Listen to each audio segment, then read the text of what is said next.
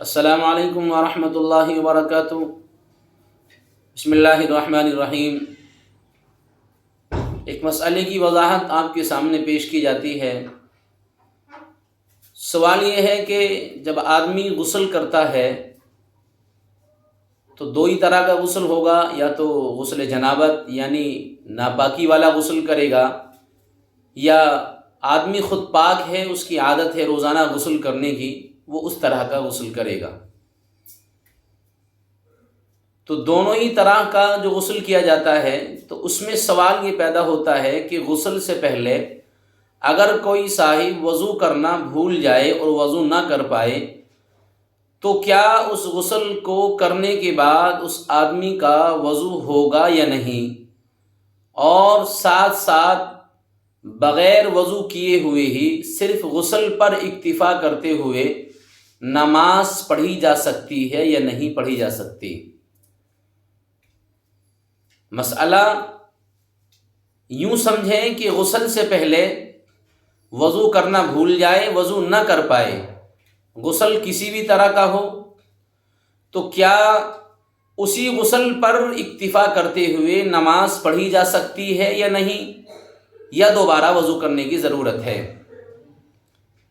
جیسا کہ احادیث میں ام عائشہ رضی اللہ تعالیٰ عنہ راوی ہیں، ابن ماجہ ابو داؤد شریف کی روایت ہے، اس میں ذکر ملتا ہے کہ وہ جناب رسول اللہ صلی اللہ علیہ وسلم کا معمول ذکر فرماتی ہیں۔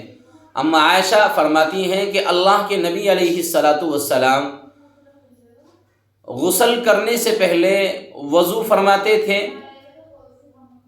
اور غسل کے بعد وضو نہیں کرتے تھے۔ تو اس حدیث سے بھی ثابت ہوتا ہے کہ غسل سے پہلے وضو کیا جائے، یہ آقا نامدار محمد مصطفیٰ صلی اللہ علیہ وسلم کرتے تھے۔ تو اب اس سوال کا جواب کیا ہے؟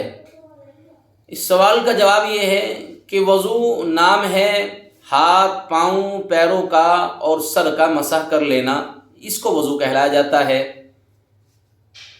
اب ایک صاحب ہے، وہ غسل فرماتے ہیں، غسل کر رہے ہیں، اس سے پہلے وضو نہیں کرا انہوں نے، وضو بھول گئے، تو آیا اب غسل کرنے کے بعد اس کو وضو کی ضرورت باقی ہے یا نہیں؟ تو اس کا جواب یوں سمجھا جائے کہ غسل کرنے کے بعد وضو کا دوبارہ کرنا یا غسل سے فارغ ہو جانے کے بعد وضو کرنے کی ضرورت نہیں ہے۔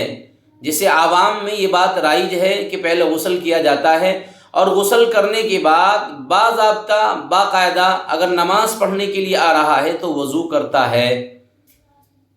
اس کی قطعاً ضرورت نہیں ہے، نہ غسل کے بعد وضو کے جواز کی کوئی شکل باقی ہے۔ آدمی جب غسل کر لیتا ہے تو اسی غسل میں وضو بھی ہو جائے گا۔ اب اگر کوئی آدمی سر کا مسح نہیں کر پاتا ہے، جیسے آدمی غسل کر رہا ہے تو کلی کر لی، ناک میں پانی ڈال لیا اور اس نے غسل کے 3 فرض کو ادا کر لیا اور غسل کیا اس نے، تو اس نے سر کا مسح تو کیا نہیں، تو یہ بھی ایک سوال ہوتا ہے۔ تو اس کا جواب یہ ہے، دیکھیے سر کا مسح کرنا، ہاتھ کو پانی میں تر کر کے سر پر پھیرنا، اس کو مسح کہلاتا ہے، کہا جاتا ہے۔ اور اس مسح سے بڑا عمل غسل کا، یعنی سر کو دھوئی لیا گیا، جو مسح سے بھی بڑا عمل ہے، تو اس میں خود بخود مسح ہو جاتا ہے۔ تو یہ اس مسئلے کی وضاحت ہے۔ اس کو بآسانی یوں سمجھا جائے کہ آدمی اگر غسل کر رہا ہے اور غسل سے پہلے وضو نہیں کر پاتا ہے، غسل کسی بھی طرح کا ہو، بس وہ غسل سنت طریقے پر کرے، جو اس کے فرائض ہیں ان کو ادا کریں، اس کے بعد دوبارہ وضو کرنے کی ضرورت نہیں ہے۔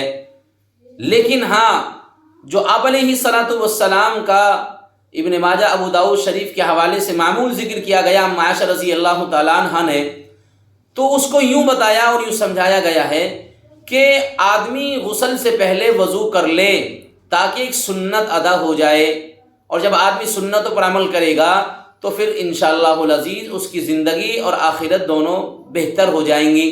اسی وجہ سے غسل سے پہلے وضو کر لینا چاہیے تاکہ ایک سنت پر عمل ہو جائے، اور اگر کوئی وضو نہیں کر پاتا ہے، غسل کر لیتا ہے، تو غسل کرنے کے بعد دوبارہ وضو کرنے کا کوئی جواز نہیں ہے، اسی غسل پر نماز پڑھی جا سکتی ہے۔